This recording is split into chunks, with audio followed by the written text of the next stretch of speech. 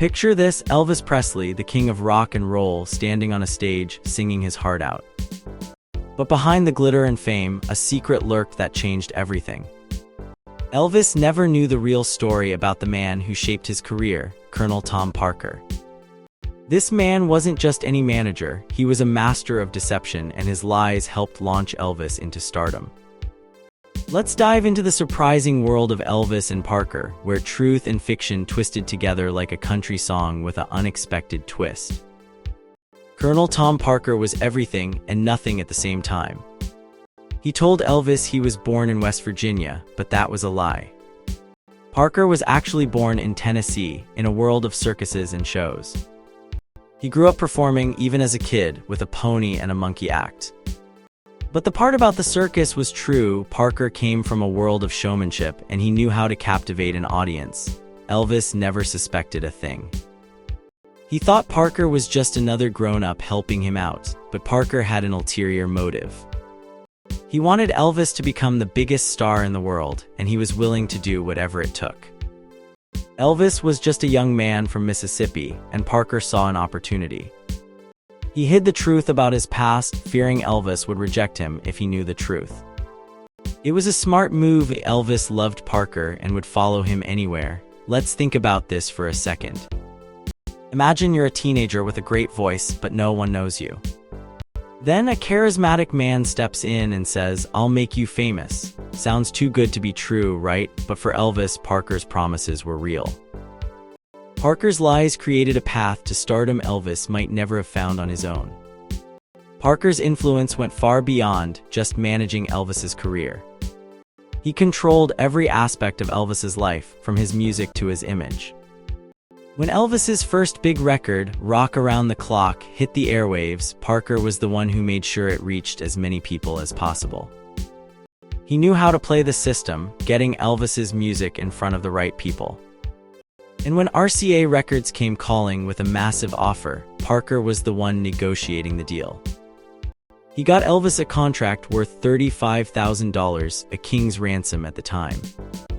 But Parker's grip on Elvis wasn't just about money. He was like a father figure to the young star, guiding him through the ups and downs of fame, or so Elvis thought.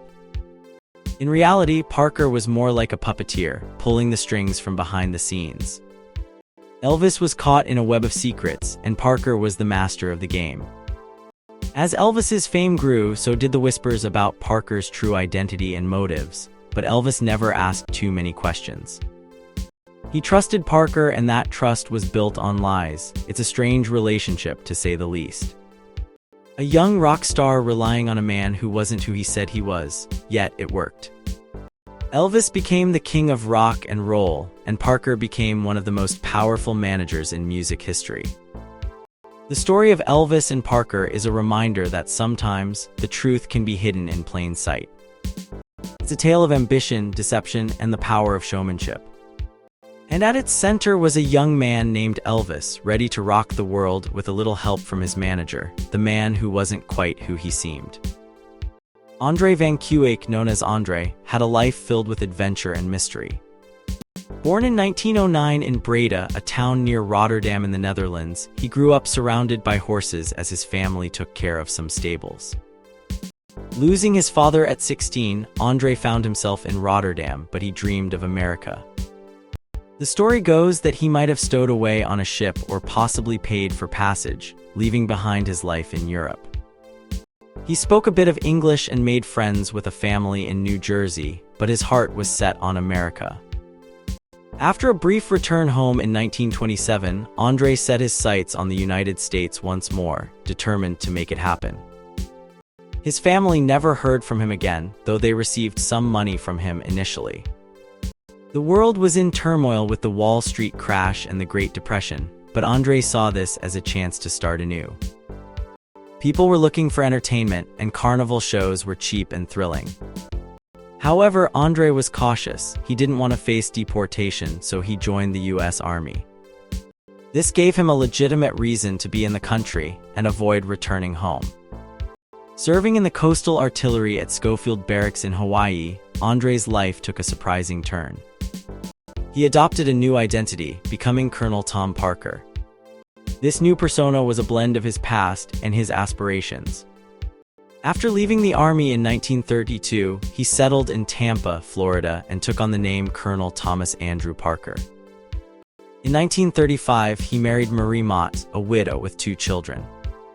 Their relationship was complicated, full of jokes and distance, but they built a life together, even though they didn't often see eye to eye. Colonel Parker found his niche in the carnival world, where he could be creative and playful. He started small, running a hot dog stall with a clever trick, a frankfurter at both ends with only coleslaw in the middle. If anyone complained, he'd point to a dropped frank and say, "You dropped it." He enjoyed tricking people, much like the characters in W.C. Fields' films. Parker's humor and charm made him a beloved figure, though he often played pranks that could be seen as mean, like using a garden hose to send a cat flying off a roof. As the carnival business slowed down, Parker became the dog catcher in Tampa. This job allowed him to think creatively again. Seeing how much people loved their pets, he opened a dog cemetery. He also launched the Royal American Carnival Show, a traveling carnival that moved by rail. Parker trained people in the towns they visited to perform in his show, teaching skills like palm reading in a flash. He even trained an elephant to follow commands, demonstrating how discipline and training could turn instinct into obedience. Parker's influence extended into the music world. He befriended and managed Gene Austin, a country singer, and later became the manager of country music star Eddie Arnold. However, Arnold wanted to break free from the constraints of being just an animal act. Parker, seeing an opportunity, created a scheme where Arnold performed with his incredible dancing chickens instead of just singing. This not only saved Arnold from the 20% entertainment tax, but also showcased Parker's entrepreneurial spirit, even if it meant putting Arnold in somewhat embarrassing situations. In a move that foreshadowed Elvis Presley's rise, Parker got Arnold small roles in movies and appearances in Las Vegas. Arnold paid Parker a hefty 25% commission, expecting exclusive representation. But in 1953, when Parker started signing other performers, Arnold demanded to end their agreement. Parker, facing a potential loss, feigned a heart attack, a dramatic move that saved his business but strained their relationship. Through it all, Colonel Tom Parker's life was a mix of charisma, deception, and a knack for making the most of any situation.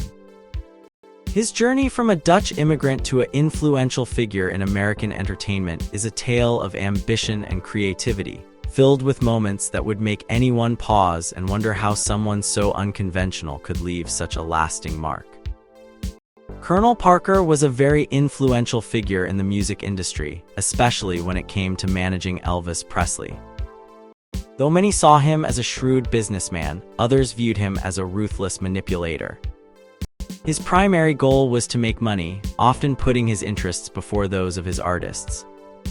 Parker's journey with Elvis began in 1955 when he realized the young singer had all it took to become a teenage idol.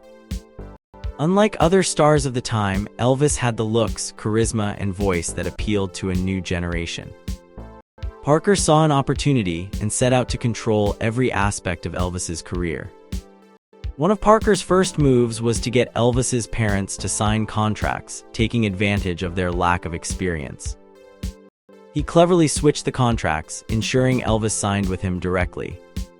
This move allowed Parker to have complete control over Elvis's future deals. Despite his cold exterior, Parker often claimed to love Elvis like a son. However, their relationship was complex. Elvis called Parker and his wife the finest people in the world, while Parker referred to Elvis as "my boy." Yet Parker's dedication to managing Elvis didn't always translate to acting in the best interest of the artist. Parker's management style was often criticized for being exploitative. He would make deals that benefited him more than Elvis, sometimes leaving the singer with little say in his own career. For example, Parker would offer free meals or other incentives that turned out to be nothing more than cheap tricks to get what he wanted. Despite these criticisms, no one could deny Parker's ability to spot talent. He recognized Elvis's potential and understood what made him tick. Parker knew how to push the right buttons, making Elvis malleable and easy to control. This combination of loyalty and malleability made Elvis the perfect client for Parker. As Elvis's fame grew, Parker's influence expanded.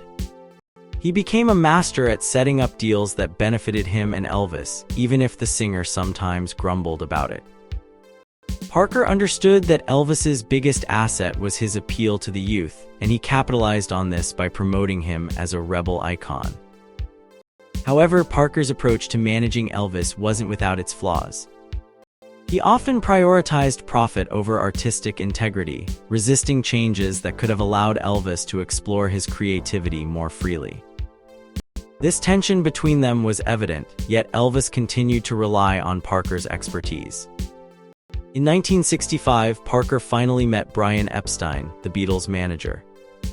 This meeting could have been interesting, as each manager had a vastly different approach to the business.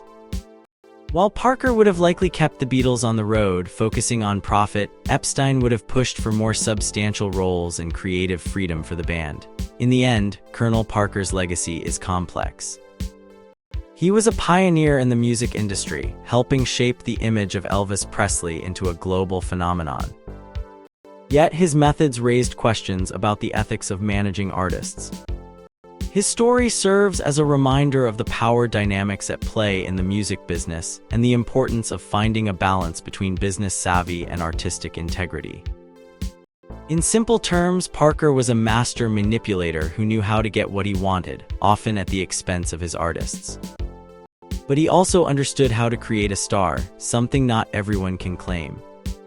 His relationship with Elvis was built on a mix of loyalty, control, and mutual benefit, even if the balance was often skewed in Parker's favor. The story of Colonel Parker and Elvis Presley remains a fascinating chapter in music history, full of lessons about talent, ambition, and the often murky waters of the entertainment industry.